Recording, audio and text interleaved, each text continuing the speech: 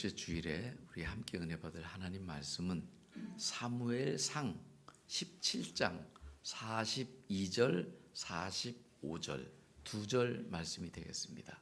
사무엘상 17장 42, 45. 제가 가진 성경은 구약 성경 438페이지가 됩니다. 438페이지. 오늘도 저와 여러분에게 허락해 주시는 이 말씀을 붙잡고 한 주간 주님의 은혜로 승리하겠습니다. 주님 도와주세요 라고 하는 겸손한 마음으로 우리 다 같이 자리에서 일어나셔서 42절, 45절, 2절 말씀을 천천히 같이 읽습니다. 시작. 그 블레셋 사람이 둘러보다가 다윗을 보고 업신여기니 이는 그가 젊고 용모가 아름다움이라. 45절. 다윗이 블레셋 사람에게 이르되 너는 칼과 창과 단창으로 내게 나오거니와 나는 만군의 여호와의 이름 곧 내가 모욕하는 이스라엘 군대의 하나님의 이름으로 내게 나아가노라. 45절을 다시 한번 읽습니다. 시작. 다윗이 블레셋 사람에게 이르되 너는 칼과 창과 단창으로 내게 나오거니와 나는 만군의 여호와의 이름 곧 내가 모욕하는 이스라엘 군대의 하나님의 이름으로 내게 나아가노라. 아멘. 아멘. 자리에 앉으시면서 하나님의 꿈은 우리의 비전입니다.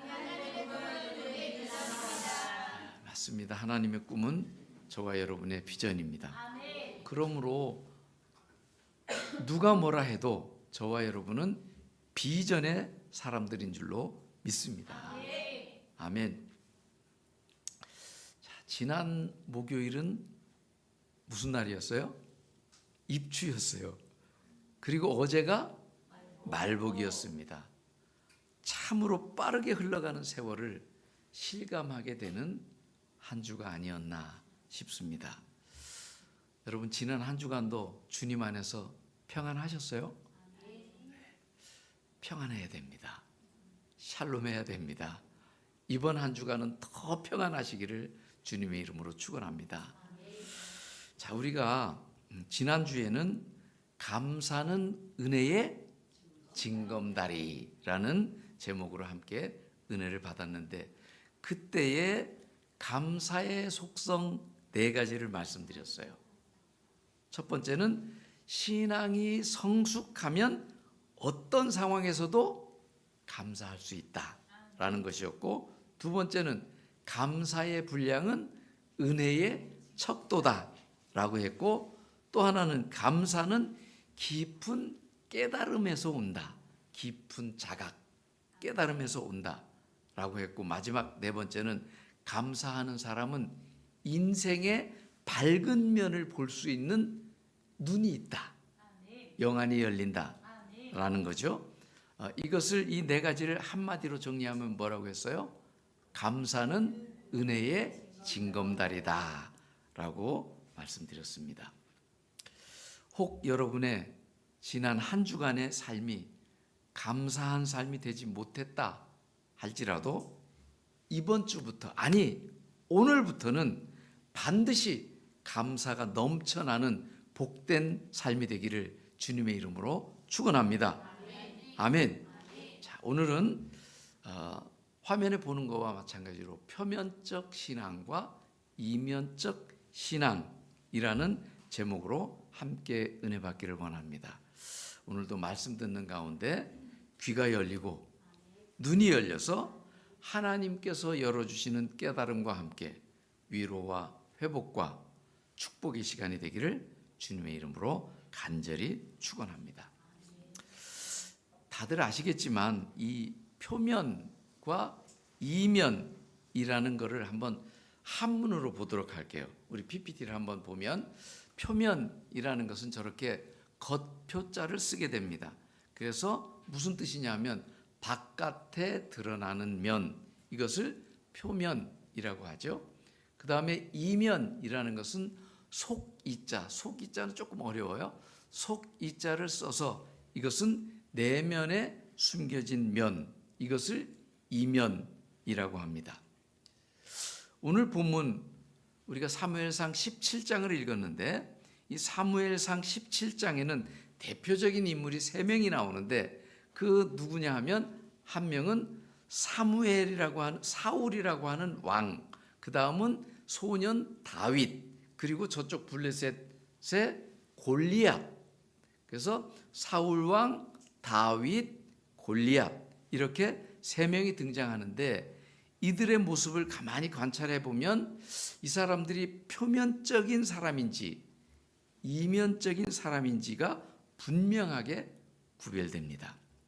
자, 오늘의 본문 배경을 보면 사무엘상 17장은 블레셋과 이스라엘 사이에 전쟁을 하게 되는데 블레셋 쪽에는 골리앗이라고 하는 아주 큰 장수가 있고 이쪽 이스라엘 쪽에는 사울 왕이 군대를 이끌고 엘라 골짜기라고 하는 그 골짜기를 사이에 두고 이 두 나라 군대가 서로 대치하고 있는 상황입니다.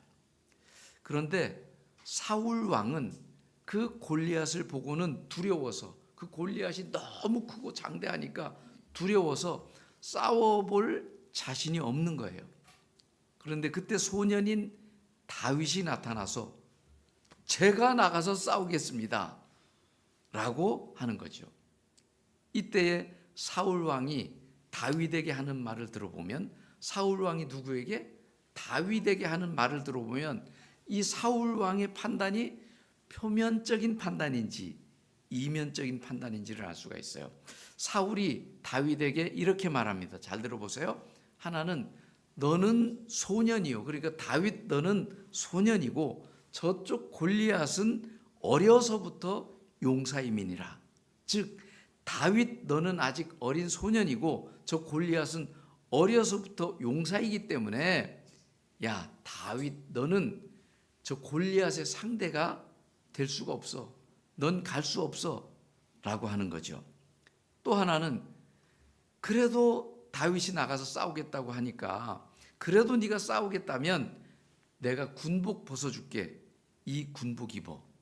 또 내 노투구 이거 벗어줄 테니까 이거 써. 그리고 내 갑옷 이것도 벗어줄 테니까 이거 입고 나가 라고 하는 거죠. 여러분 그러면 이 사울 왕의 말들은 표면적인 판단이에요? 이면적인 판단이에요? 표면적인 판단이죠. 맞습니다.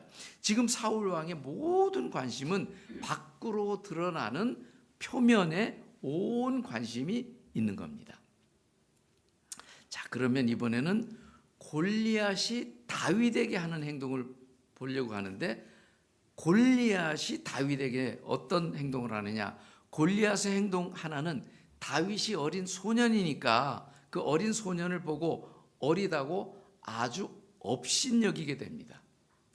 또 하나는 다윗이 물맷돌 던지는 그 막대기를 들고 나오니까 그것을 보고는 비웃으면서 내가 너를 다윗이 나오니까 너를 그 공중의 새들과 들짐승의 밥이 되게 하리라 라고 하는 거예요.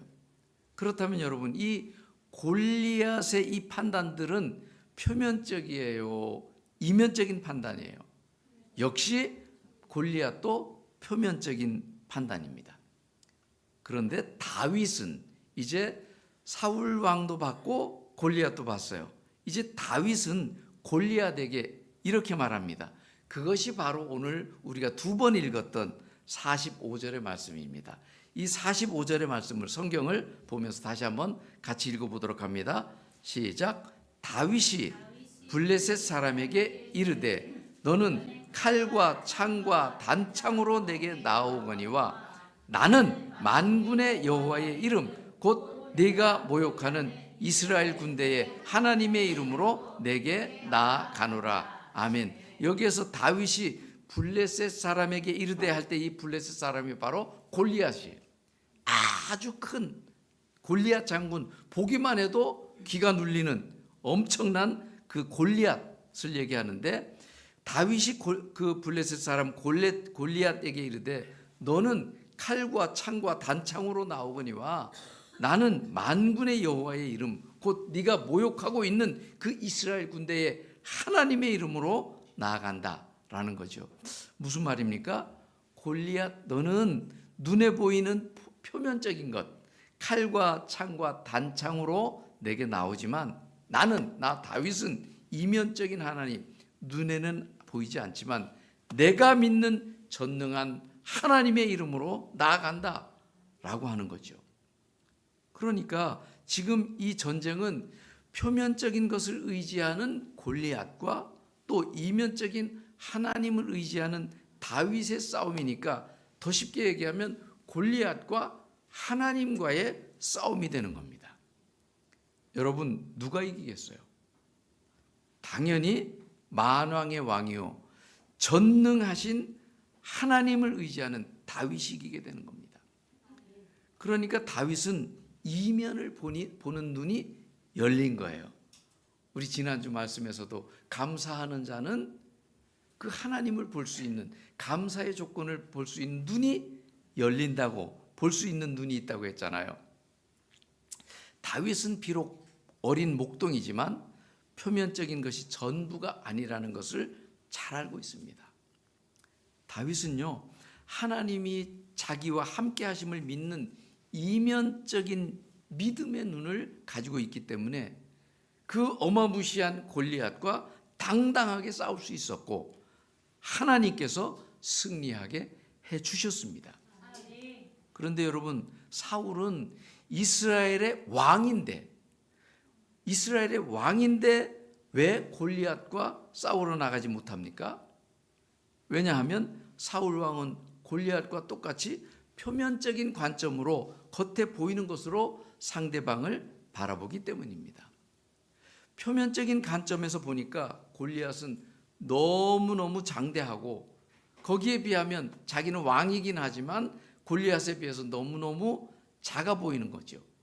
그래서 사울은 싸울 엄두조차도 내지 못했던 거죠.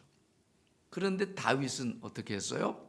골리앗이 표면적으로는 아무리 크고 장대하더라도 만군의 여호와를 의지하는 이면적인 믿음으로 무장되어 있기 때문에 넉넉히 나갈 수 있었고 승리했던 것입니다.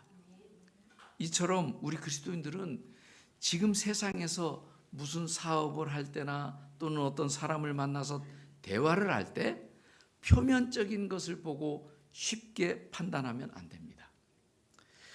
저쪽에 아무리 표면적으로 보이는 건물이 번듯하고 직원이 많이 있다 하더라도 우리는 보이지 않는 이면의 하나님을 나의 하나님으로 믿고 나아가는 이면적인 신앙을 가질 때 이것이 진정한 그리스도인의 모습인 줄로 믿습니다. 그렇습니다. 이처럼 이면의 하나님을 보는 안목이 있는 자가 진정한 그리스도인이요 진정한 믿음의 사람인 줄로 믿습니다. 그런데 사울 왕은 어떻게 했어요? 다윗이 골리앗과 싸우러 나간다고 하니까 자기 군복을 벗어주고 갑옷을 벗어주고 이거 입고 나가야 돼, 이거 쓰고 나가야 돼, 온통 외적인 것, 표면적인 것에만 관심이 있었던 거죠. 그러나 다윗은 사울이 건네주는 그 외적인 군복을 벗어버리고 이면의 하나님을 믿고 나가서 골리앗을 이겼습니다. 무슨 말입니까? 하나님의 사람은 눈에 보이는 표면적인 것에 관심을 두는 것이 아니라 내면적인 주님과의 관계에 역점을 두고 살아가는 겁니다. 그런데 참 안타까운 것은 오늘날 예수를 믿는 많은 그리스도인들 중에도 이 사울 왕이나 골리앗과 같은 얕은 수준의 표면적 신앙생활을 하는 사람들이 많이 있다는 사실입니다. 마치 세상 사람들과 구별이 안 될 정도로 똑같이 살아간다는 거죠. 외적인 옷, 외적인 왕의 자리, 외적인 어떤 수입만 보장된다면 너무도 쉽게 이면적인 이 신앙을 버리는 겁니다. 즉 하나님을 버리는 거예요. 제가 목회자인 한 사람으로서 참으로 서글프고 부족함을 느끼는 것은 이러한 신앙인이 날이 갈수록 지금도 점점 늘고 있다는 것이 부인할 수 없는 팩트라는 사실입니다.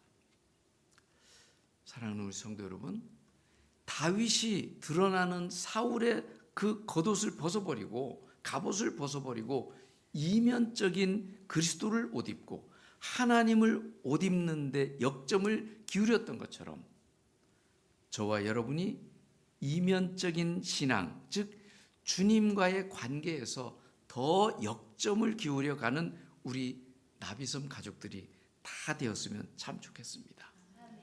한 사람도 예외 없이 모두가 그렇게 되시기를 주님의 이름으로 축복합니다. 축복합니다. 여러분, 사울 왕이 골리앗에 대해서 표면적으로 얼마나 정확하게 알고 있는지 모릅니다. 아주 정확하게 알고 있어요. 사무엘상 17장 이 4절 이하에 보면 무서울 정도로 아주 정확하게 알고 있는데 어느 정도인지 한번 관심을 가지고 잘 들어보세요. 이렇게 나와요. 골리앗은 키가 6규빗 한 뼘이요, 노투구를 썼고 몸에는 비늘 갑옷을 입었으니 그 갑옷의 무게가 놋 5,000세겔이며 그의 다리에는 놋 각반을 쳤고 어깨 사이에는 놋 단창을 메었으니 그 창자루는 배틀채 같고 창날은 철 600세겔이더라. 얼마나 대단한 정보력으로 상대방을 정확하게 분석하고 있는지 몰라요. 여러분, 당시에 한 규빗이라고 하면 이 팔꿈치에서 가운데 손가락 요까지의 길이를 한 규빗이라고 말했습니다. 오늘날의 미터법으로 하면 이것이 약 45cm에서 50cm 정도가 되는데 50cm로 보면 골리앗의 키가 6규빗이니까 5, 6, 30, 3m가 훨씬 넘는 거예요. 6규빗 한 뼘이니까. 그리고 어마어마한 거구입니다. 그리고 그 골리앗 그 체구도 그런데 그 머리에 노투구를 쓰고 몸에는 비늘 갑옷을 입고 그 갑옷 무게가 5,000세겔이고 그리고 그 다리에는 놋 각반을 쳤고 또 여기에 놋 단창을 메고 그 창자루는 배틀 같고 창날은 1,600세겔이더라 라는 거예요. 야, 이렇게 보면 사울 왕은 골리앗의 이 표면적인 내용에 대해서 아주 정확하게 꿰뚫고 있어요. 그런데 사울 왕은 뭘 모르냐? 이면의 하나님, 만군의 여호와, 살아계신 하나님에 대해서는 전혀 모르는 거예요. 오늘날 믿는 사람 중에도 자기가 당하는 표면적인 문제는 정확하게 꿰뚫고 있지만 이면에 살아계신 하나님이 자기와 함께하고 있다는 것은 모르는 거예요. 이처럼 내면에 눈이 없는 그리스도인들이 얼마나 많은지 모른다는 겁니다. 말씀을 듣고 있는 지금 이 시간, 혹 여러분 자신의 신앙의 모습은 어떠한가? 깊이 성찰이 있는 그런 시간이 되었으면 참 좋겠습니다. 여러분이 지금 겪고 있는 어려운 문제에 대해서 아무리 정확하게 꿰뚫고 있다 하더라도 하나님이 나와 함께 하시고 있다는 것에 대해서 안목이 없다면 그 삶이 사울 왕처럼 실패의 연속일 수밖에 없는 겁니다. 민수기에 나오는 여러분이 잘 아는 그 12명의 정탐꾼 이야기, 거기에 표면적인 것에 집중했던 10명의 모습에서도 실패하는 자의 특징을 잘 보여주고 있습니다. 부정적인 보고를 했던 10명은 대적에 대해서 정확하게 파악했습니다. 뭐라고 나오느냐? 거기서 본 백성은 신장이 장대한 자들이며 아낙 자손의 거인들을 보았나니 우리는 스스로 보기에도 그들과 비교하면 조그마한 메뚜기 같으니 그들이 우리를 보기에도 아마 그렇게 보았을 것이다. 여러분 10명의 정탐꾼들의 이 정보가 맞아요, 틀려요? 맞는 거예요. 근데 그것은 표면적인 것이죠. 그런데 여호수아와 갈렙 두 명의 정탐꾼은 이면에 하나님을 볼 수 있는 눈이 있었어요. 그들은 그들 두 명이 보고하는 장면은 민수기 14장 8절 9절에 이렇게 나옵니다. 근데 거기에 여호와라는 단어가 3번이나 나오는 거예요. 한번 들어보세요. 여호와께서 우리를 기뻐하시면 우리를 그 땅으로 인도하여 들이시고 그 땅을 우리에게 주시리라. 이는 과연 젖과 꿀이 흐르는 땅이라. 다만 여호와를 거역하지는 말라. 또 그 땅 백성을 두려워하지 말라. 그들은 우리의 먹이라. 옛날 한글 성경에는 우리의 밥이라 라고 했죠. 그들의 보호자는 그들에게서 떠나갔고 여호와는 보이지 않지만 그 여호와는 우리와 함께 하시느니라. 그러니 그들을 두려워하지 말라라고 하는 겁니다. 여러분, 이처럼 승리자들을 보면 이면에 계신 하나님이 자기와 함께 하심을 분명하게 아는 겁니다. 그런데 실패자는 표면에 보이는 것만 알지 이면에 하나님이 함께 하신다는 것은 모르는 거예요. 그렇게 되면 백발백중 실패하게 되는 겁니다. 다시 한번 여러분 한 분 한 분 모두에게 축원합니다. 여러분은 어떤 상황에서든 표면만 중시하지 말고 여러분과 함께하고 계시는 그 하나님을 보는 안목으로 하나님을 힘으로 삼는 그 능력이 여러분 모두에게 있게 되시기를 주님의 이름으로 축원합니다. 축원합니다. 여러분, 이쯤에서 우리가 주목해야 할 부분은 사울 왕이나 이 10명의 정탐꾼이나 다 하나님을 믿는 백성이라는 이 타이틀을 가지고 있다는 사실입니다. 즉 오늘식으로 말하면 교회에 다니는 사람들이에요. 분명히 교회에 나가고 믿는 사람들인데 실제 삶의 모습을 보면 표면만 의지하지 이면의 하나님을 의지하지 않는 그리스도인들이 너무 많다는 겁니다. 이처럼 표면적인 것에는 집중하지만 내면적 주님과의 관계에는 소홀하다 보니 실제 그들의 삶의 현장에는 주님과의 은밀한 사귐이 없어서 영적인 힘이 없는 겁니다.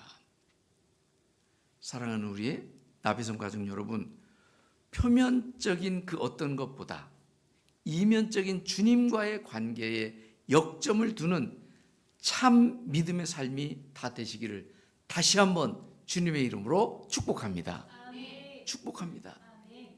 여러분, 다윗이 사울의 갑옷을 벗어버릴 수 있었던 것은 그 갑옷이 자기에게 너무 크기도 했지만 이면의 하나님을 전적으로 의지했기 때문인 줄로 믿습니다. 그 믿음이 없었으면 크더라도 그냥 걸치고 나갔을 거예요. 다윗은요, 전쟁의 승리가 오직 하나님께 달렸다는 것을 분명히 알았습니다. 다윗은 사울의 군복을 입었다고 또는 노트구를 쓴다고 창검을 가진다고 전쟁을 승리하는 것이 아니라 전쟁은 이면에 계신 하나님의 주권에 달려 있음을 분명히 믿었던 거죠. 전쟁은 여호와께였습니다. 오늘 여러분도 여러분이 가지고 있는 표면적인 것이 인생의 승리를 가져오는 것이 아니라 여러분의 이면에 모시고 있는 그 하나님을 의지하는 믿음이 여러분을 승리로 이끌어 주심을 믿으시기 바랍니다. 이면적인 주님과의 관계에 더 역점을 기울였던 다윗은 골리앗을 넉넉히 이겨냈고 반면에 사울은 왕이었지만 다윗이 그 사람들이 이제 여인들이 노래를 하잖아요. 사울 다윗이 죽인 자는 만만이요 사울이 죽인 자는 천천이라. 이렇게 할 때에 백성들의 그 평가에 즉 표면적인 것에 사울 왕은 마음을 빼앗김으로써 실패의 삶이 되는 겁니다. 사울 왕은 이면에 하나님께 뿌리가 없는 사람이었어요. 그래서 백성들이 자기에게 다윗보다 작은 천천을 돌리는 것에 대해서 못 견뎌했고, 결국 그 사울은 다윗을 죽이기로 결정하고 거기에 온 인생을 다 허비했던 겁니다. 여러분이 이면에 하나님께 뿌리를 두지 않으면 사람들의 평가나 또 내 주변의 환경에 예민하게 반응하게 됩니다.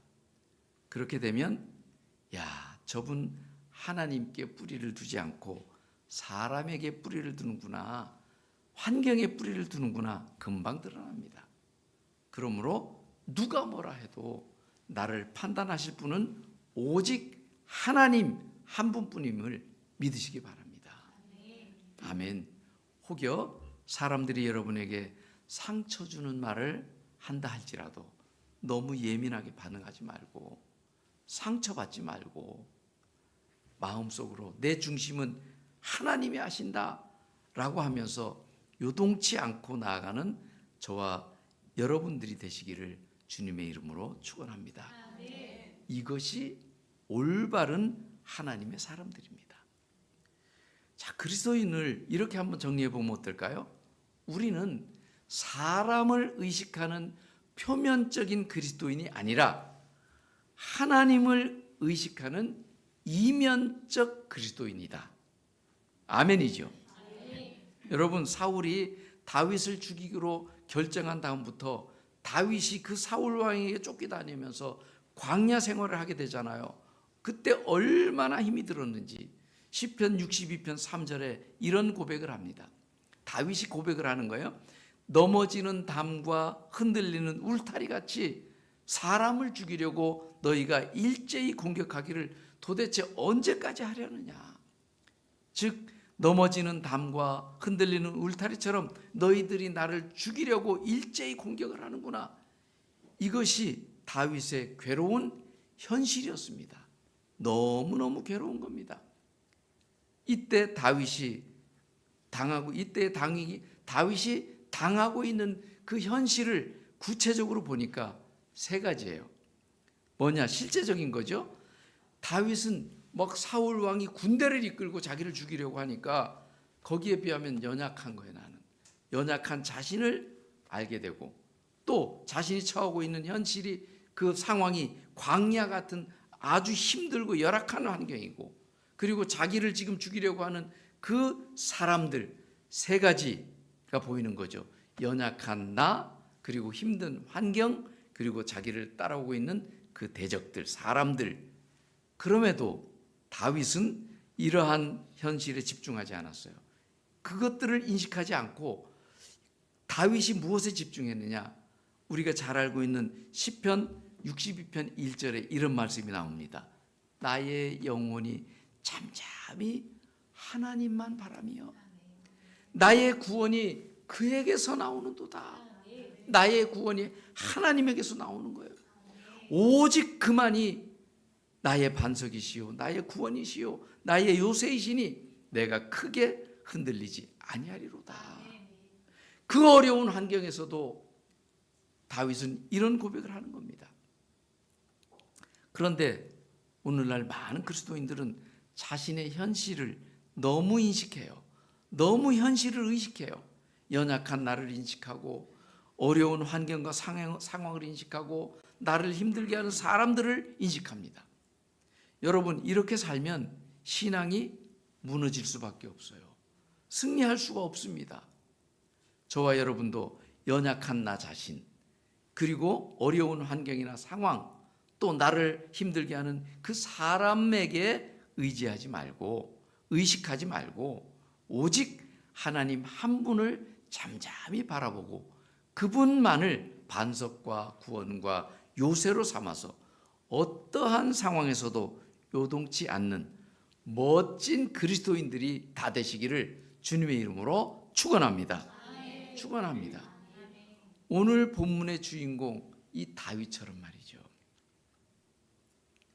다윗이 얼마나 주님 한 분만을 잠잠히 바라고 얼마나 그분을 반석으로 삼았으면 성경 이 두꺼운 66권, 이 66권 중에서 마지막을 장식하는 요한계시록 끝에 가서 그 중에서도 맨 끝장 22장에 가서 주님이 친히 이런 말씀을 하셨습니다. 한번 PPT를 같이 읽어볼까요? 시작.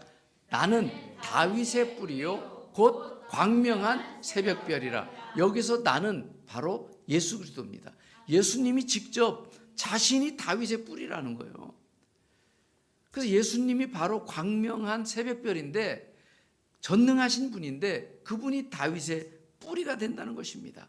참 대단한 말씀입니다. 예수님이 곧 광명한 새벽별인데 내가 다윗의 뿌리다라고 직접 말씀하시는 거죠. 여러분, 뿌리는 나무를 지탱해 주는 것이니까 다윗을 지탱해 주는 분이 바로 예수님이라는 거잖아요.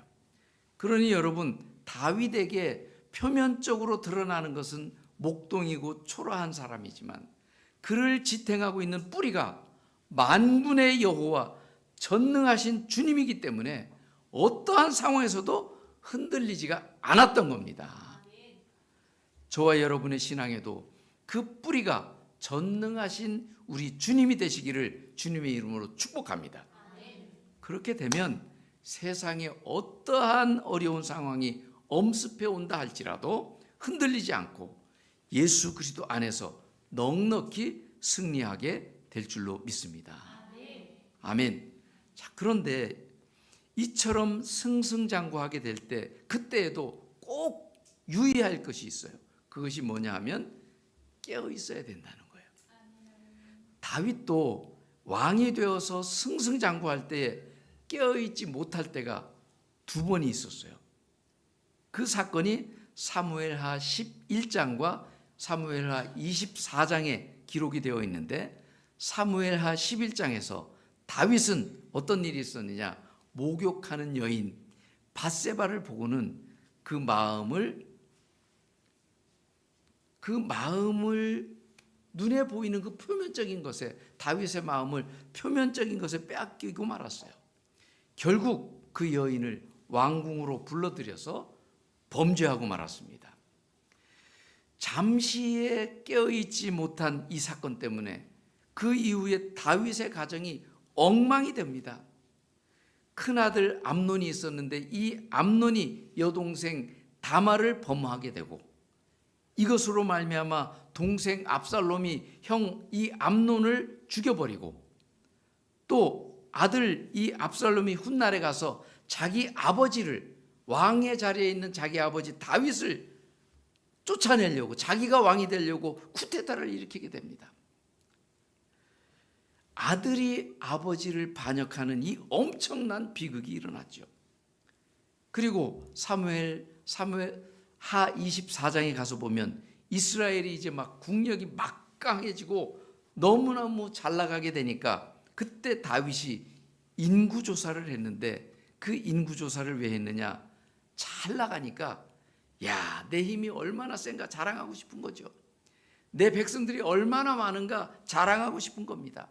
표면적인 것에 마음을 빼앗긴 거죠. 이처럼 다윗이 깨어있지 못함으로써 드러난 것, 표면적인 것에 마음을 빼앗겼죠. 그 결과는 하나님의 징계로 전염병이 돌아서 당시에 7만 명이나 죽게 되었다고 성경은 기록하고 있습니다. 이처럼 깨어있지 못하고 표면적인 것에 역점을 둘 때 그 인생은 철저하게 무너지게 되는 겁니다. 여러분, 여기에는 예외가 없다는 거예요. 우리 그리스도인들의 삶에 표면적인 것에 역점을 두면 무너지는 겁니다. 오늘 혹 여러분 중에도 그렇게 주님의 품을 파고들고 그렇게 기도하고 그렇게 말씀을 가까이 하고 이면에 역점을 두던 그가 좀 잘 되니까 뭔가 평안해지니까 이제는 좀 평안하다, 이제는 좀 살만하다 하면서 표면적인 것에 마음을 빼앗겨서 깨어있지 못하게 된다면 무너지게 되는 겁니다. 무너지는 것은 금방이에요. 해서 다시 한번 더 권면하면서 축원합니다. 사랑하는 우리 나비섬 가족 여러분들이요, 눈에 보이는 표면적인 것에 역점을 두지 마시고 이면에 주님께 더 역점을 두셔서 여러분의 인생이, 여러분의 자녀가, 여러분의 사업이 주님 모시는 그날까지 늘 든든하고 형통하게 되시기를 주님의 이름으로 축복합니다. 축복합니다. 그렇게 잘 나가던 다윗도 눈에 보이는 표면에 역점을 두는 순간 엄청난 대가를 치렀지 않습니까? 그러므로 아무리 평안하고 별 탈이 없는 삶인 것 같을지라도 절대로 명심하고 또 명심해야 할 것은 나는 영원한 반석이신 주님에게만 뿌리를 둘 거야 라는 신앙의 자세입니다. 여러분, 하나님이 아브라함에게 너의 고향과 친척과 아버지 집을 떠나 내가 내게 보여줄 땅으로 가라 라고 했잖아요. 아브라함의 고향 바벨론의 갈대아 우르는 당시 메소포타미아 문명의 발원지였습니다. 굉장히 비옥한 곳이었어요. 세계 4대 문명의 발원지였잖아요. 그 고향을 떠나라는 거예요. 그리고 친척도 아버지도 떠나라는 겁니다. 그런데 여기서도 그 세 가지 특징을 보니까 표면적으로 보이는 것이고 의지할 만한 것들이었어요. 그러니까 너는 이제 보이는 영역, 표면적인 영역을 떠나서 보이지 않는 이면적으로 너와 함께 하시는 그 하나님께 내 믿음을 두고 그분과의 관계에 역점을 기울이라 라고 하는 거죠. 그러면서 하나님께서는 아브라함을 믿음의 조상으로 만들어 가셨던 겁니다. 아브라함의 뿌리가 지금까지는 보이는 영역에 있었다면 이제는 그것을 떠남으로써 보이지 않는 영역, 하나님께 아브라함의 뿌리를 두기 시작한 겁니다. 여러분, 나무의 뿌리는 보이지 않습니다. 그러나 그 나무를 지탱하는 것은 사실은 뿌리의 힘입니다. 나무가 자라고 나무가 강하고 나무가 열매를 맺는 것은 전적으로 뿌리에 달려있는 겁니다. 나무의 뿌리가 밖으로 드러나기 시작하면 그 나무는 얼마 못 가서 말라버리고 죽어버립니다. 사랑하는 우리 나비섬 가족 여러분, 여러분의 신앙의 뿌리가 은밀히 보시는 주님 앞에 더 깊이 내리셔서 여러분의 인생이 열매가 많고 강하고 생기발랄하고 멋지게 펼쳐지게 되기를 주님의 이름으로 축복합니다. 축복합니다. 그렇습니다, 여러분. 우리가 진짜 신앙생활을 잘한다는 것은 보이지 않는 이면의 주님과의 관계를 깊이 하는 삶입니다. 깨어있는 삶이에요. 하나님의 뜻을 온전히 믿고 그 생명의 말씀에 따라 믿음으로 반응하고 순종하며 살아가는 겁니다. 때로는 내 생각과 좀 다를지라도 그리하지 아니하실지라도 순종하는 거예요. 우리 인생의 주관자요 축복의 주관자 되시는 그 하나님 뜻에 집중해서 믿음으로 반응하는 사람은 문제가 문제로 끝나지 않습니다. 고통이 고통으로 끝나지 않아요. 질병의 치유가 일어납니다. 환경도 초월하게 됩니다. 어떤 문제든 극복할 수가 있습니다. 전화 위복의 역사, 기적의 역사가 일어나는 줄로 믿습니다. 이면의 주님을 온전히 믿고 순종하는 사람은 주님이 뿌리가 되고 주님께서 역사하시기 때문에 그의 인생에 길이 보이고 약속이 보이고 응답이 보이게 될 줄로 믿습니다.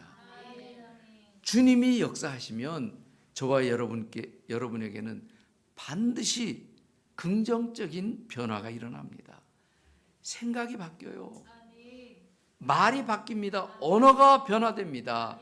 여러분의 행동이 변화돼요. 여러분의 인생이 전적으로 변화되게 됩니다.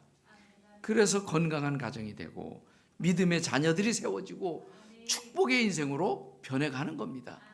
그렇게 되면 우리 교회적으로 당연히 놀라운 축복의 역사, 부흥의 역사는 저절로 일어나는 겁니다. 여러분의 삶이 어떻게 해서라도 이면에 주님께 집중하고 깨어있는 삶이 될 때에 여러분의 삶은 바둥바둥거리는 그 생존의 인생이 아닌 주님께서 이끌어 주시는 능력의 인생이 되어서 다윗의 인생처럼 능력의 인생이 되어서 여러분의 이 땅에서의 삶을 더 복되고 더 가치 있는 멋진 인생으로 주님께서 친히 사용하시고 높여주실 줄로 믿습니다. 우리 나비섬 가족 모두에게 펼쳐지는 장래의 인생이 반드시 이처럼 멋진 인생들 다 되시기를 주님의 이름으로 축복합니다. 축복합니다. 자, 우리 오늘 이 들었던 말씀, 표면적 신앙과 이면적 신앙, 그 사울 왕을 묵상해 보시고 골리앗을 묵상해 보시고 그리고 그들과 다르게 다윗은 어떻게 했는지 이 세 인물도 떠올리면서 우리의 마음을 나는 앞으로 정말 이런 삶을 어떤 삶을 살까? 이면적인 신앙을 가지고 살겠습니다 라는 이 마음을 주님께 고백하고 다짐하는 시간이 되었으면 좋겠습니다. 반주해 주시고요.